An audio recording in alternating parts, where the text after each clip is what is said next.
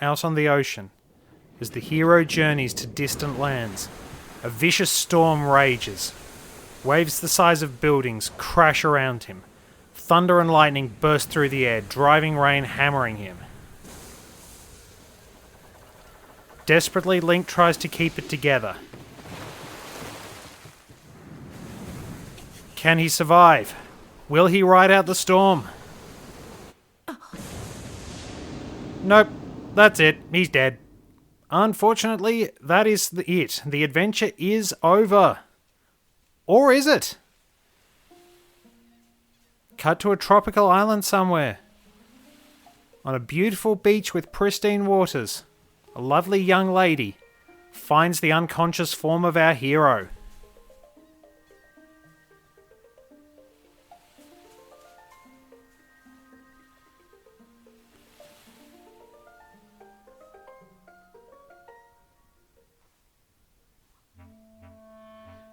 As she tries to revive him, the camera pans over the island, revealing a towering mountain with a giant egg atop it. Welcome everyone to The Legend of Zelda Link's Awakening on the Nintendo Switch. Link's Awakening has been something of an underrated gem for a while. It's sandwiched in between A Link to the Past, which essentially defined the series, and Ocarina of Time, which refined it. The DX version, from which this game takes many cues, came out in 1998, so it's pretty old. But I think it holds up pretty well. We have a brand new game to start. I've been doing some practice and unfortunately I botched the beginning recording. So let's start this one off. I will be going for 100%. I will be guiding you to find all the heart pieces and secret seashells. And Link wakes up. What a relief. I thought you'd never wake up. You were tossing and turning. What, Zelda? No, my name's Marin. You must still be feeling a little woozy. You're on Koholint Island. There's a lot more character to the houses already. You can see that there's very much a tropical island vibe to the place. It just adds a little bit more to it, and you'll also see those stands. Those are used for figurines of Mario enemies. Why Mario enemies? Well, you'll find out. Follow the lane south to reach the beach where I found you. Since you washed ashore, lots of nasty monsters have been in the area, so be careful, okay? I apologise in advance because I'm terrible at doing female voices. Let's talk to her father. Well, Link, you finally snapped out of it. Name's Taran. Hope you're feeling better. What? How did I know your name? You think it's weird, eh? Well, I saw it on back of this shield. The shield now looks like the Hylian shield. Much more distinct. It is also worth noting, Baron was intended to look like Zelda, and when the Oracle games were made, which ran on the same engine as Link's Awakening, Zelda was actually done with Marin. Let me rephrase that.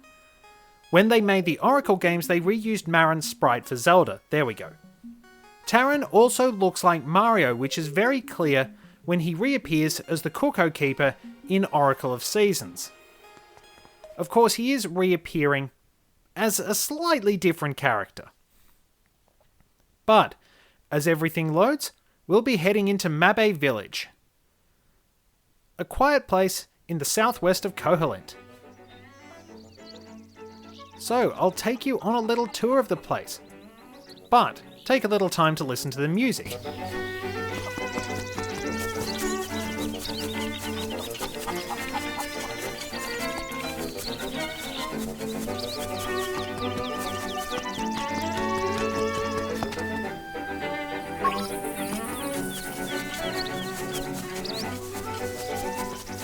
So from that sign, we already have a little idea of where we will need to go later in the game. We're starting out in the north of town. This is Mamasha and Papal's house. Their quadruplets hang out around town and provide advice. In here is the Dream Shrine. As for what it means, you'll find out later. We can't leave to a Cuckoo Prairie just yet. This is the town shop. It's the same as it always was. If you try and steal from the shop, which you can do by running around the shopkeeper and then leaving while his back is turned, He will kill you when you come back in there.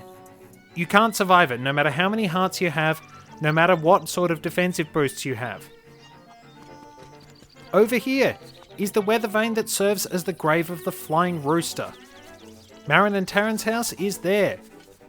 A very large grassy field is just north of the trendy game. This is a crane game which we can't access because we can't lift the bushes. This is a telephone booth. If you need a hint, go inside and pick up the telephone. You can talk to Old Man Ulrira this way. Hello, it's me, Ulrira. Ask me anything about the island. If you get lost, give me a call. You know, there is a library in the village that might have some good information for you. Talk to you later.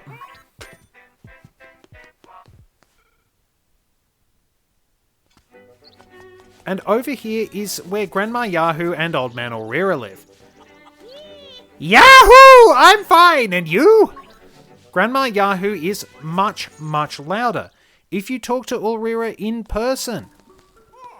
How to say? Please call outside. Interestingly, even though we have Mario enemies as part of the figure quest, neither the Shy Guy nor the Boo actually goes in Ulrira's house. I think it's a missed opportunity, but a minor one. If you pick up the phone in Ulrira's house, you'll have a call about the Bucket Mouse. I believe this was a mistranslated reference to a fishing shop called Bucket Mouth somewhere in Japan.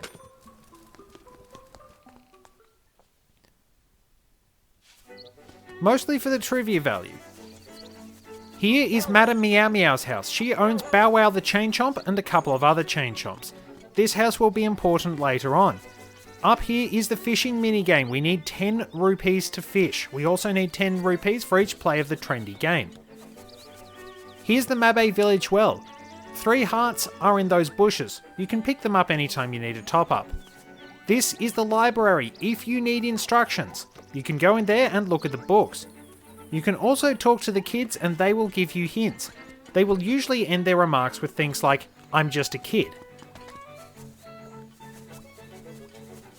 In this area south of the village, what we want to do is wander over this way because I need to show you something.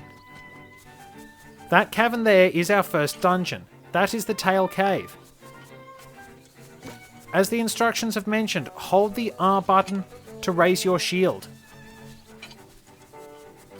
We'll cut down here to get to the Toronbo Shores, the beach where Marin found us.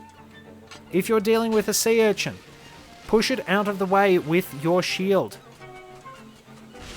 Watch out for levers that pop up from the sand.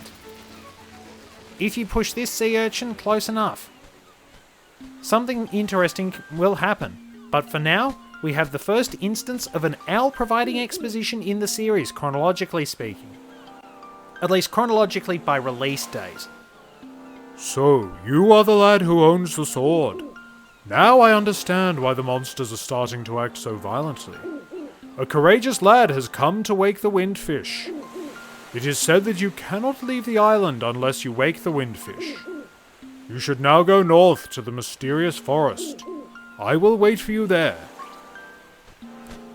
With his exposition delivered, the owl flies off. He is essentially the precursor to Kapora Gabora. But let's pick up our sword for now. The sword and shield are permanently equipped.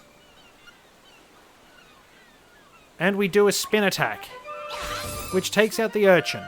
And as we head back, let's listen to the music.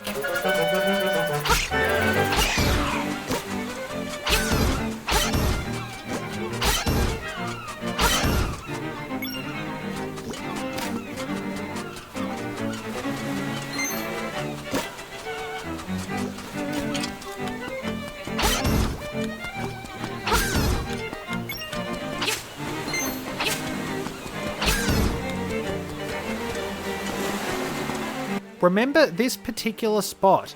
You will need to come back here for a bonus scene later.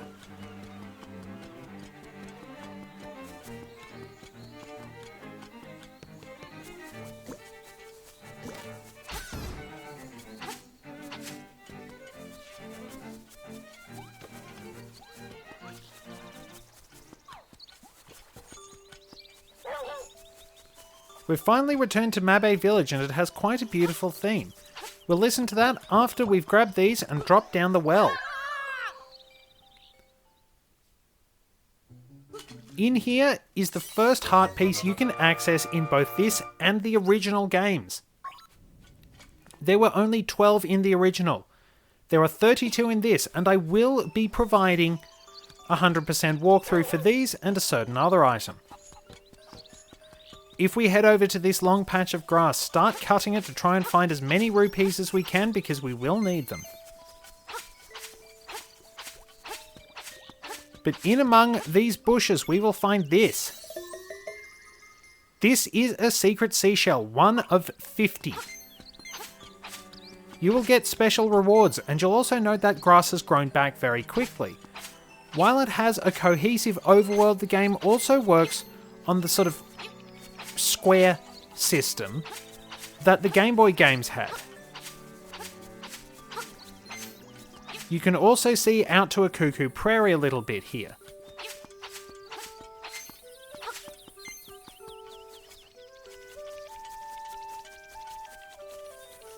Marin will be over there by the Flying Rooster statue. But we do want to head up into the mysterious forest for now. It is worth noting we have an item to get which can be acquired in a different method. I'll explain that later after some exposition. Oh, brave lad, on your quest to wake the dreamer, welcome to the mysterious forest. Much of mystery you will find on this uncharted Koholint Island. I'm afraid you may find it a trifle difficult to leave the island while the windfish naps. By the by, have you ever visited the Tail Cave, which is south of the village? Go there with the key you find in this forest. The windfish is watching.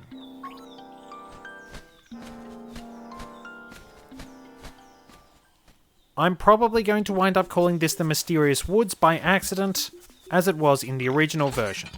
But here we have moblins. They can either throw spears or use swords. They're actually a bit smarter about it in these games. They'll back up and try to get out of range. And if you listen closely, you might hear some drumming. But for now, let's grab this.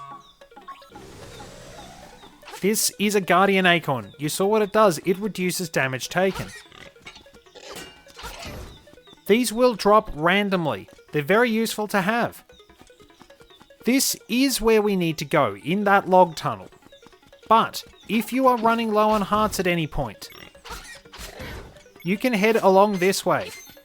Grab some rupees as you go. And avoid these holes. This tree. If you get warped to a different location in the forest, you will wind up here, so remember that as a reference point. There's a fairy fountain if you need it. And remember that boulder over in the corner there as we take out a moblin who uses a sword.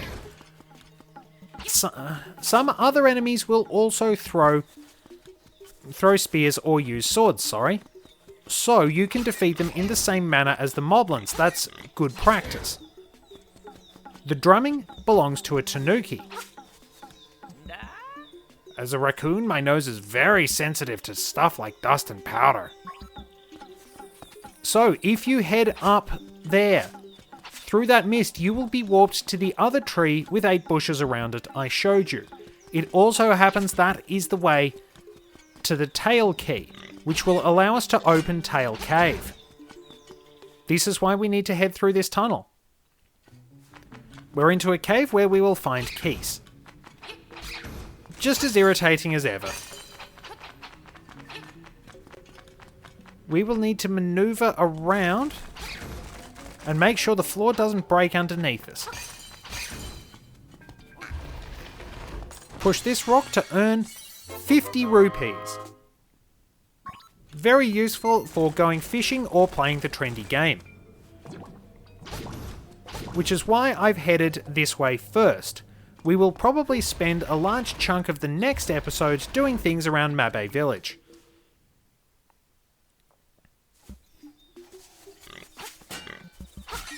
So, if we defeat the enemy, we can grab the toadstool we need. Why do we need the toadstool? Well, we're going to find out. We can't progress this way because there is a hole in the way. We can't get over holes. At least not yet. If you want to get out of this cavern,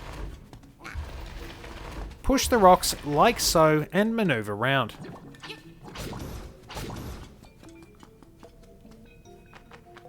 And then we have to maneuver around the keys and try not to break the floors. Simple enough. Okay. So, this is the other random drop you will get on Koholint Island. The piece of power. This doubles your attack strength. Down in a single blow. These are red Zols. If you hit them with a normal attack with your standard sword, they will split into 2 gels. Gels cannot hurt you, but they'll slow you down. And this is a buzz blob. Don't touch it or you'll get electrocuted. You need to stun it to be able to attack it, much like A Link to the Past. But we can now head into the Witch's Hut, which is on Koholint Prairie, an area we can't explore just yet. Talk to the witch. Ah, it has the sleepy toadstool, it does. We'll mix it up something in a jiffy, we will. And that's not good for a neck. Here is the magic powder. It's all ready, it is. Take care, as there's not much there. Why not try a bit in my hut? It is worth noting, if you play the trendy game, you can actually get magic powder that way. So we will equip it to the Y button and demonstrate that it lights torches. Good job, use it on your enemies and see what happens. If you run out, go to the forest, pick some toadstools, and I will make you more. Come back without a toadstool, and you may have to pay a price for my leftovers. You can use this to defeat enemies, and you can actually transform buzz blobs into kookmen, which is why there's a buzz blob here. If we get in range, we demonstrate that he is a changed blob, and we can avoid the fireball and keep talking to him.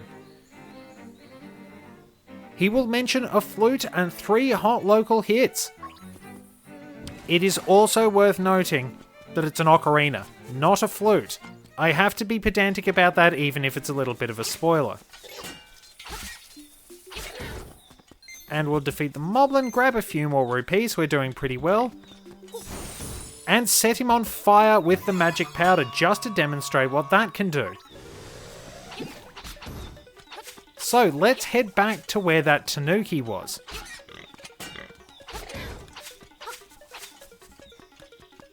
Just follow the sound of the drumming.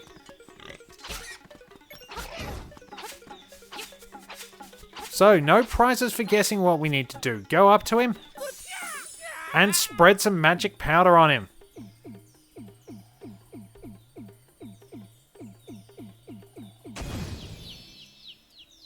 And it's Taran. Last thing I can remember was biting into a big juicy toadstool. And I had the darnest dream. I was a raccoon. Yep, sounds strange, but it sure was fun. Taran will rest there for a little bit, but we can cut the bush and get the tail key.